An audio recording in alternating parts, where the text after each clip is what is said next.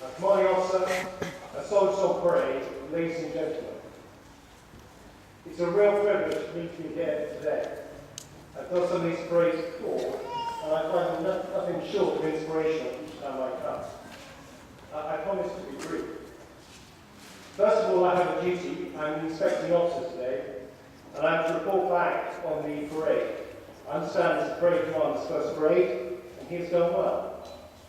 I can also report that the dress, bearing and turnout on the parade is quite excellent, and I in particular congratulate the prize winners today. These are high standards, and these standards must be maintained, whether on the parade square or out on the battlefield. Never let them drop, soldiers on parade. The first point I'd like to make is to the families and friends that are here. 21st century soldiering is not easy. It never was that easy, but it's particularly difficult these days. And I suspect there's a certain degree of anxiety amongst family and friends that soldiers are about to report to their various battalions. But I hope that is overwhelmed by the sense of pride of what they've achieved today and what they're going on to achieve, and the step up that they're prepared to make on behalf of the nation. I'll return to this shortly in a moment. But thank you very much indeed for all that you have done and the support you have given to your sons, friends on parade today. The second point I'd like to make is to the commanding officer and his staff here at ITC and Catterick. I should think you went along to any sergeant major and asked him instantaneously and without rehearsal what the name of his corporal was 20 years ago at the depot. He would give you that name straight away and a few other details as well. These permanent staff have come from operations. Many of them are going back in operations. They have young families and work incredibly hard.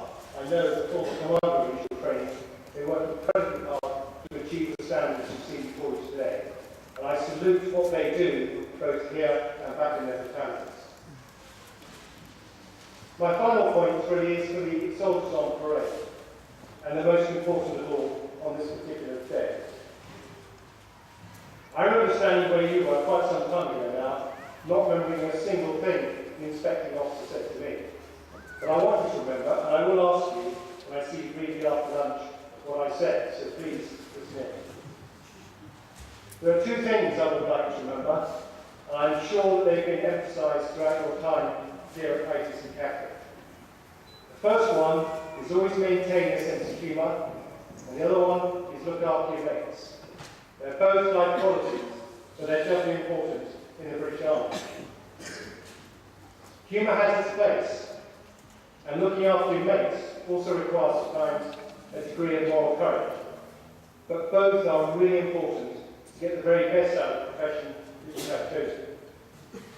What I'd like to do is just read you something from the Sunday Times from last weekend, only last weekend. And it's approached us whether we've been had time to have a look at the papers. And this is written by someone outside the army, a female, and I think it captures pretty much what I mean, but best coming from someone outside the army. And the article kicks off like this. And this follows a visit to troops in Tidworth and Wolford.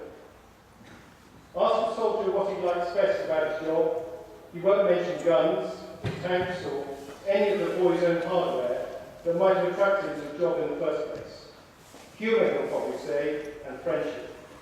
You need to be able to laugh to be a good soldier. You need to be able to trust the men around you with your life.